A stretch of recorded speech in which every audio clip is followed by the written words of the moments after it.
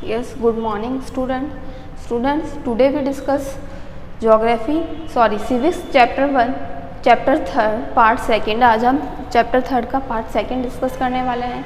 Part 1 में हम लोगों ने डिस्कस किया था कि गवर्नमेंट क्या क्या एक्टिविटीज़ करती है, गवर्नमेंट के क्या फंक्शंस है, जो 3 लेवल्स है गवर्नमेंट के, वो हम लोगों ने डिस्कस किए थे। यस, फर्स्ट जो आज हम डिस्कस कर रहे हैं universal adult franchise. Universal adult franchise के बारे में हम यहाँ डिस्कस करेंगे कि क्या होती है यूनिवर्सल एडल्ट फ्रेंचाइजी। देखिए, what are the elections. Elections क्या होते हैं? इलेक्शन चुनाव जो होते हैं, इलेक्शंस जो होते हैं हमारे यहाँ, तो वो क्या होते हैं? How many members of your family vote in the elections. आपकी जो फैमिली है उसके कितने मेंबर्स इलेक्शन के अंदर वोट के देने के लिए जाते हैं। फिर देखिए, what is voting age in India. India के अंदर क्या वोटिंग एज है, मतलब वोट डालने के लिए कितनी एज होनी चाहिए, मिनिमम एज क्या होनी चाहिए। तो you should know that a person who is 18 year और more age can be voter in India. यहाँ ये बोल रहा है जो पर्सन या तो 18 का है या 18 क्या है प्लस है, मतलब 18 से ज़्यादा है, तो वो क्या कर सकता है, वोट डाल सकता है, उसे वोटिंग राइट होता है।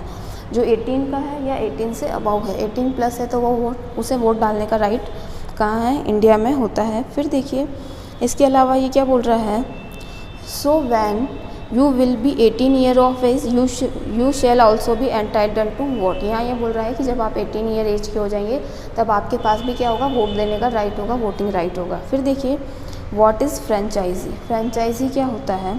Franchise means the right to vote. Franchise का यह मीनिंग है राइट टू वोट, मतलब वोट डालने का अधिकार। आपके पास राइट है, अधिकार है, किसका है, वोटिंग का राइट है। It is the most important requirement for successful democracy. और ये बोल रहा है कोई भी सक्सेसफुल डेमोक्रेसी, लोकतंत्र हो, उसके लिए क्या है, वोटिंग राइट होना नेसेसरी है। कि अगर जब लोग वोटिंग करेंगे तभी क्या होंगे, रिप्रेजेंटेटिव चूज़ होंगे, और रिप्रेजेंटेटिव चूज़ होंगे तभी गवर्नमेंट बनेगी, और वो किसके लिए वर्क करेगी, हमारी कंट्री के लिए वर्क करेगी, हमारे देश के लिए काम करेगी। हमारे लिए पॉलिसीज़ वगैरह बनाना, लॉ मेकिंग करने का काम कौन करेगा, गवर्नमेंट ही करेगी। फिर देखिए, when this right is available to all adults. और ये राइट जो है, ये अधिकार है सभी एडल्ट्स के पास है, मतलब जो 18 या 18 से अबव है उनके पास, सभी के पास वोटिंग राइट होता है। Is called universal adult franchise. यही चीज़ कहलाती है यूनिवर्सल एडल्ट फ्रेंचाइजी। जो 18 या 18 प्लस है और सभी के पास क्या है, वोटिंग राइट है, सभी को क्या है, वोट डालने का अधिकार है, वो चीज़ कहलाती है यूनिवर्सल एडल्ट फ्रेंचाइजी।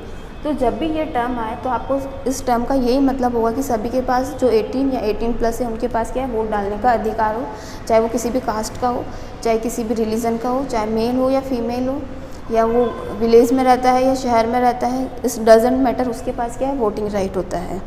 फिर देखिए, इन our country this right is enjoyed by many person who is a citizen of India and is 18 years. यहाँ ये बोल रहा है हमारे देश के अंदर काफ़ी सारे लोग इस राइट को एंजॉय कर रहे हैं, मतलब यूनिवर्सल एडल्ट फ्रेंचाइज जो राइट है उसको एंजॉय कर रहे हैं, क्योंकि काफ़ी सारे लोग या तो 18 या 18 प्लस है, तो उन्हें किसका राइट है, वोट देने का अधिकार है। फिर देखिए, this right is needed because. और हमें इस राइट की नीड क्यों है, क्यों ज़रूरत है हमें इस राइट की नीड। देखिए, फर्स्ट देखिए everyone should have an equal voice the governance of the country. यहाँ ये बोल रहा है सभी के पास जो क्या है, सामान, सभी को अपनी बात रखने का अधिकार है। तो ऑब्वियसली अगर हम खुद लीडर चूज़ करेंगे तो हम उससे अपनी बात कह सकते हैं।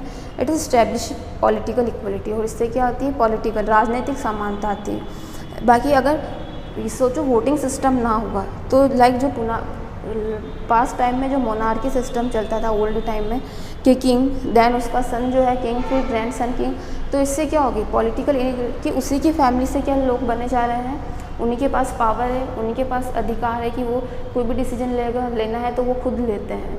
फिर पब्लिक अपना ओपिनियन नहीं दे पाती, इसलिए यूनिवर्सल एडल्ट फ्रेंचाइजी इसलिए भी नेसेसरी है ताकि लोग अपनी बात कह सकें। फिर देखिए, a democracy is defined by. Democracy को किस तरह से, the government of the people. Government की जो गवर्नमेंट है वो किसकी, लोगों की है, for the people and by the people. Government लोगों के लिए ही होती है, लोगों के लिए ही काम करती है, लोग ही उसे चूज़ करते हैं, ये डेमोक्रेसी के अंदर होता है। Government is collectively responsible to all the people who have elected it to power.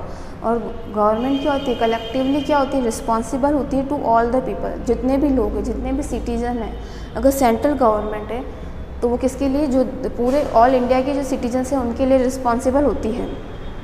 फिर देखिए की elements influencing success of the, यहाँ हम कुछ की एलिमेंट्स देखेंगे। अब देखिए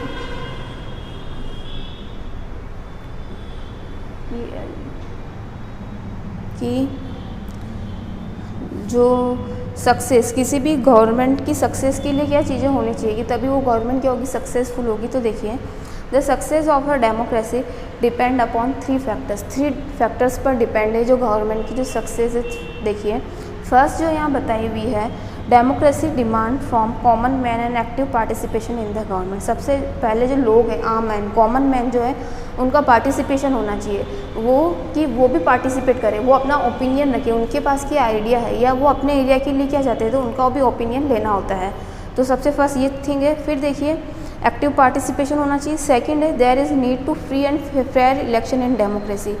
अब किसकी नीड होती है, फ्री, जो इलेक्शन हो वो फ्री और फेयर हो। मतलब ऐसा नहीं कि अलग इलेक्शन तो हम करवा रहे हैं लेकिन वो भी फेयर नहीं हो रहे। लाइक जो वोटिंग मशीन है उसमें कोई गड़बड़ है, या हमने लोगों को ख़रीद लिया है पैसा देके, ऐसा हम तो उसी पर्सन को वोट मिल रहा है, या लोगों को डरा धमका कर हम वोट देने से रोक रहे हैं, तो ऐसा नहीं होना चाहिए। जो इलेक्शंस होने चाहिए वो भी फेयर होने चाहिए और फ्री, उनका कोई चार्जेस नहीं होना चाहिए। फिर देखिए थर्ड जो है there should not be any and equality are. फिर देखिए डिस्क्रिमिनेशन अगेंस्ट एनी सिटीजन, कि हम किसी भी चीज़ को लेकर डिस्क्रिमिनेशन, लोगों में भेदभाव नहीं करें। जो सिटीजन्स हैं उनमें हम किसी चीज़ को लेकर, चाहे कलर को लेकर, चाहे मेल या फीमेल को लेकर, चाहे रिच या पुअर्टी को लेकर, हम उनमें डिस्क्रिमिनेशन भेदभाव ना करें, तभी क्या होगी, गवर्नमेंट सक्सेस हो पाएगी। फिर देखिए freedom and equality are vital importance in the democracy के अंदर एक तो फ्रीडम, स्वतंत्रता और इक्वलिटी, समानता क्या है, बहुत ज़रूरी है। फिर देखिए there's a democratic government should see that everybody get her और हिज ड्यू इन सोसाइटी। यहाँ ये बोलते हैं जो डेमोक्रेटिक जो गवर्नमेंट होती है वहाँ हर पर्सन, देश का हर नागरिक को देखने का, सुनने का अधिकार होता है कि गवर्नमेंट क्या कर रही है, किस तरह से वर्क कर रही है, किसके लिए वर्क कर रही है, सभी के पास ये राइट होता है। फिर अब देखिए टाइप्स ऑफ गवर्नमेंट। सेकंड क्या है, टाइप्स ऑफ गवर्नमेंट, कि गवर्नमेंट कितने टाइप्स की होती है ये हम देखेंगे। Most of the countries have democratic government. ज़्यादातर कंट्रियों में क्या होता है, डेमोक्रेटिक गवर्नमेंट होती है।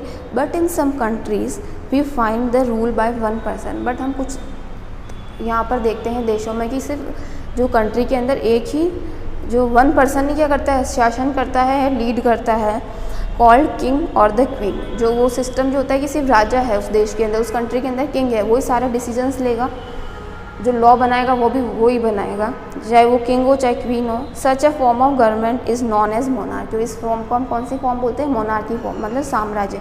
यहाँ एक पर्सन के पास ही राइट होता है सब कुछ करने का या डिसीजन लेने का। अब हम पढ़ेंगे डेमोक्रेसी के बारे में कि डेमोक्रेसी क्या होती है या लोकतंत्र क्या होता है।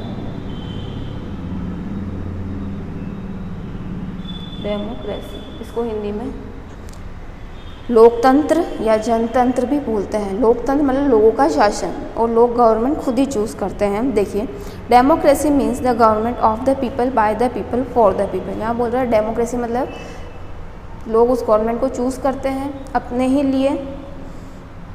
In a democracy the people have right to choose their representative. Democracy के अंदर क्या होता है, लोगों को अपना रिप्रेजेंटेटिव मतलब अपना प्रतिनिधित्व करने के लिए या जो लीडर चूज़ करने का राइट खुद के पास होता है। They have the right to participate in the governance of the country. और उन्हें फिर पार्टिसिपेट करने का कि वो अपनी जो कंट्री है वो किस तरह से गवर्न कर रहे हैं, उसमें पार्टिसिपेशन का राइट भी उनके पास होता है कि हमारे देश को किस तरह से चला रहे हैं, हमारा जो कंट्री है प्रॉपर वर्क कर भी रहा है या नहीं कर रहा है, उस चीज़ के अंदर पार्टिसिपेशन करने का किसके पास, लोगों के पास राइट होता है। फिर देखिए they influence the decision making process. जो लोग होते हैं वो डिसीजन मेकिंग प्रोसेस को भी इन्फ्लुएंस, प्रभावित करते हैं कि अगर गवर्नमेंट ने ये डिसीजन लिया है तो लोग उसका क्या करते हैं, विरोध करते हैं। लाइक आपने अभी सुना होगा रिसेंटली जो गवर्नमेंट एक कानून लेके आई थी, कृषि कानून, तो जो किसान जो थे वो उस कानून का क्या कर रहे थे, विरोध कर रहे थे। तो इस तरह से जो गवर्नमेंट ने अगर डिसीजन लिया है तो जो पब्लिक है वो उसके अगेंस्ट भी जाती है। They share the responsibility as well, क्योंकि वो जो पब्लिक होती है वो भी एक तरह से कहीं ना कहीं रिस्पॉन्सिबिलिटी शेयर कर रही होती है कि देश को चलाने के लिए, देश को आगे बढ़ाने के लिए। India is a large democracy, हमारी जो कंट्री है वो बहुत लार्ज बड़ी डेमोक्रेटिक कंट्री है इंडिया। फिर India got freedom after long continued struggle and many sacrifices. India को जो फ्रीडम, जो स्वतंत्रता मिली है वो काफ़ी सारे सेक्रीफाइसेस मतलब त्याग करने के बाद मिली है। हमने काफ़ी सारी फाइटिंग्स, लड़ाइयाँ लड़ी हैं, काफ़ी सारे लोगों ने अपनी कुर्बानियाँ दी, काफ़ी सारे लोग मरे हैं देश को आज़ाद कराने के लिए, काफ़ी सारे लोग शहीद हुए थे। तो now she is emerging as one of the most powerful democratic nation of the world. तो अभी जो इंडिया है वो एक सबसे डेमोक्रेटिक कंट्री के रूप में उभर कर आ रहा है देश के अंदर, मतलब पूरे वर्ल्ड में जो सबसे बड़ी डेमोक्रेटिक कंट्री जो है वो कौन सी है, इंडिया है। यहाँ लोगों को फ्रीडम है, इक्वलिटी है, इसलिए ये डेमोक्रेटिक कंट्री है। डेमोक्रेटिक गवर्नमेंट में आइदर यूनिटरी गवर्नमेंट और फेडरल फॉर्म है। तो ये जो डेमोक्रेसी है इसको भी एक तो यूनिटरी और फेडरल, दो फॉर्म्स में इन्होंने डिवाइड किया गया है, यूनिटरी फॉर्म और फेडरल फॉर्म के अंदर। फिर देखिए इन यूनिटरी स्टेट के अंदर क्या होता है, all authority and power vested in single centre. Unitary form के अंदर जैसा कि नाम से ही आपको पता पड़ रहा है कि जो सारा पावर होगा एक पर्सन के पास होगा, जैसा कि नाम से ही पता पड़ रहा है यूनिटरी फॉर्म मतलब सारा जो पावर होगा वो एक पर्सन के हाथ में होगा, सारे जो डिसीजंस लेगा वो एक पर्सन लेगा। ये the United kingdom, great Britain is good example of unitary government. Unitary government का जो एग्जाम्पल है वो यूनाइटेड किंगडम यूके है। वहाँ जो कौन सी फॉर्म चलती है, यूनिटरी फॉर्म, मतलब वहाँ जो एक पर्सन के पास ही क्या है, सारा पावर है डिसीजन मेकिंग का, चाहे लॉ मेकिंग हो या कंट्री में कोई भी रूल या रेगुलेशंस लाना होता है तो वन पर्सन की डिसीजन पर होता है। फिर देखिए in federation all power of the government are divided between state and union मतलब सेंट्रल गवर्नमेंट। और फेडरल फॉर्म में क्या होता है, जो दो पावर सेंट्रल गवर्नमेंट और स्टेट गवर्नमेंट दो के बीच में डिवाइड किया होता है कि कुछ जो पावर या राइट्स है वो सेंट्रल गवर्नमेंट के पास है, कुछ पावर्स और राइट्स है वो किसके पास है, स्टेट गवर्नमेंट के पास है। India and USA are the principal example of federal form of government. जो फेडरल फॉर्म ऑफ गवर्नमेंट के जो एग्जाम्पल के दिए हैं इंडिया, हमारे यहाँ पे क्या होता है, सेंट्रल गवर्नमेंट होती है और देन स्टेट, दोनों के पास अलग अलग राइट्स होते हैं, दोनों का डिपार्टमेंट अलग अलग होता है, इस तरह से। अब हम पढ़ेंगे वाइट हाउस का यहाँ पिक्चर दिया हुआ है अमेरिका के। फिर देखिए मोनार्की, साम्राज्य, मोनार्की को हिंदी में क्या बोलते हैं, साम्राज्य। तो डेमोक्रेसी फॉर्म पढ़ी है हमने, टाइप्स ऑफ, अब है मोनार्की फॉर्म हम यहाँ पढ़ रहे हैं। मोनार्की फॉर्म, इसे हिंदी में साम्राज्य भी बोलते हैं मोनार्की फॉर्म को। यस देखिए अब monarchy is a system of government. Monarchy भी क्या होता है, गवर्नमेंट का ही सिस्टम होता है, dominated by a single individual, but उसे एक सिंगल इंडिविजुअल, एक इंडिविजुअल पर्सन ही उसे हैंडल करता है। मतलब चाहे किंग हो गया या क्वीन हो गई, सारा जो राइट होता है उसी के पास होता है। फिर देखिए the monarch has all the power. जो मोनार्क है मतलब जो उस पे सिंहासन पे बैठा हुआ है, उस जो साम्राज्य पे बैठा हुआ है उसी के पास सारे राइट्स होते हैं। फिर देखिए he may be a group of advisor और मिनिस्टर टू एडवाइज़र। उसके पास एक ग्रुप ऑफ पर्सन्स होते हैं जो चाहे भले उसके मिनिस्टर्स हम बोल सकते हैं या एडवाइज़र्स बोल सकते हैं, वो उसे एडवाइस करते हैं कि अगर उसे किसी पॉइंट के ऊपर या कोई ऐसा मैटर है उसके ऊपर एडवाइस लेनी है तो वो ले सकता है। In a monarchy people have no real say and decision making process. इन मोनार्की में जो क्या होता है, पीपल के पास कोई भी डिसीजन मेकिंग नहीं, जो आम जनता है, सिटीजन है, उनके पास कोई डिसीजन मेकिंग राइट नहीं होता है। Some monarchs believe that they had been chosen by God and so people could not challenge their authority. कुछ जो मोनार्क है, जो मतलब किंग या क्वीन, वो ऐसा मानते हैं कि हमें किससे चूज़ किया है, गॉड ने, भगवान ने हमें चूज़ किया है, हमें कोई नहीं हटा सकता है, हमारे पास ही सारा अधिकार है और हम अपने अकॉर्डिंग ही वर्क करेंगे, हम जो चाहेंगे वही काम करेंगे। India has had a long history of monarchical system. India के अंदर भी जो हिस्ट्री के अंदर मोनार्किकल सिस्टम था, हम देखते थे काफ़ी राजाओं के बारे में पढ़ा हुआ, उनकी फैमिलीज़ के बारे में हमने हिस्ट्री में पढ़ा है। वी हैड ग्रेट किंग, हमारे यहाँ जो महान राजा हुए हैं जैसे अशोका है, अकबर है, जिन्होंने पूरी कंट्री को एक साथ रखा था। यस यहाँ जो एक डायग्राम दिया है, जिम शेर नांग्याल वांगचुक, जो किंग ऑफ भूटान के जो राजा है उनका यहाँ दिया हुआ। भूटान में अभी भी कौन सा सिस्टम है, मोनार्की सिस्टम है। अब देखिए थर्ड जो है डिक्टेटरशिप, थर्ड जो हम पढ़ेंगे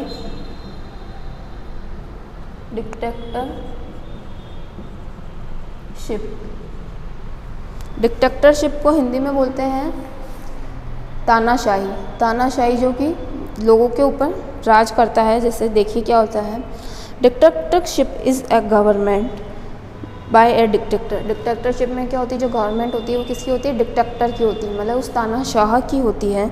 it may be A military dictatorship और पर्सनल डिक्टेटरशिप। और डिक्टेटरशिप भी 2 टाइप्स की हो सकती है, मिलिट्री फॉर्म में भी हो सकती है या पर्सनली भी हो सकती है।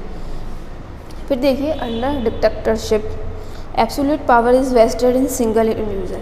जो पावर होता है वो एक सिंगल पर्सन के पास होता है। डिक्टेटरशिप मतलब तानाशाह जो होता है वो एक ही होता है, वो ही पूरी कंट्री पर क्या करता है, राज करता है।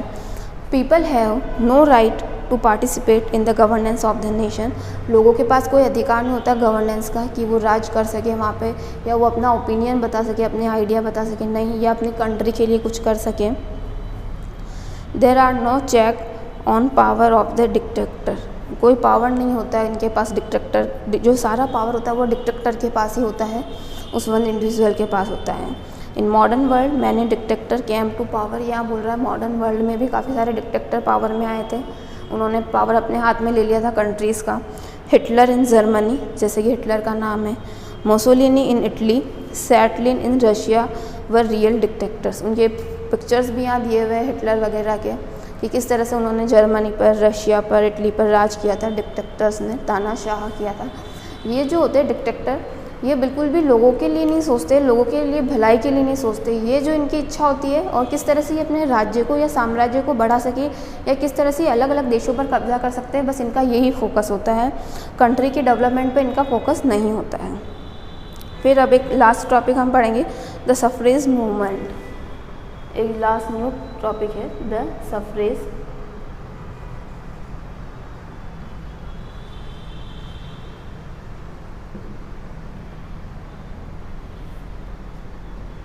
सफरेज मूवमेंट देखिए क्या होता है, वुमेन्स राइट टू वोट। इस राइट के अंदर क्या था, महिलाओं को भी वोटिंग का अधिकार है। पहले क्या था, जो लेडीज़ थी, वुमेन्स थी, उनको वोटिंग राइट नहीं था।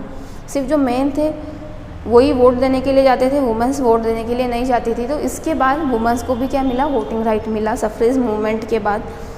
सफरेज को हिंदी में बोलते हैं मताधिकार।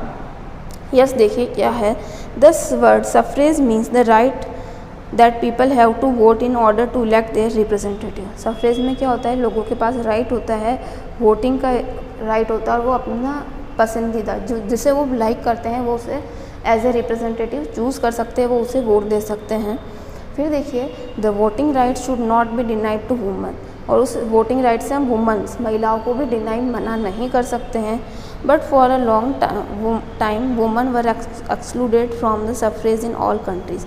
But long time, past time में क्या होता था, वुमेन्स को वोटिंग राइट नहीं था, इस राइट से उन्हें दूर रखा गया था। वुमेन्स को ऐसा माना जाता था कि ये कैपेबल नहीं है, या इनके पास माइंड नहीं है कि ये सही पर्सन को चूज़ कर सके, सही रिप्रेजेंटेटिव को चूज़ कर सकें। तो देखिए, but for a long time women were excluded from suffrage in all countries.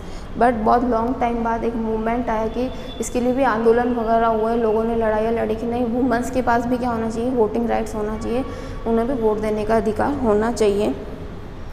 Many societies were form in Europe and America for extension of voting rights to women. और काफ़ी सारी सोसाइटीज़ बनाई गई कि वुमेन्स को भी क्या दिया जाए, वोटिंग राइट दिया जाए, उन्हें भी वोट देने का अधिकार मिले। इन 1903 the social and political union was formed in England. तो 1903 में इंग्लैंड के अंदर एक सोसाइटी बनाई गई, एक सोशल और पॉलिटिकल यूनियन बनाया गया, एक मतलब ऑर्गेनाइजेशन, संगठन बनाया गया। उसमें instead of peaceful method this society practice violent method such destruction public properties. के अंदर की वो पीसफुल मेथड से वायलेंट मेथड ये इसमें यूज़ नहीं किया गया था।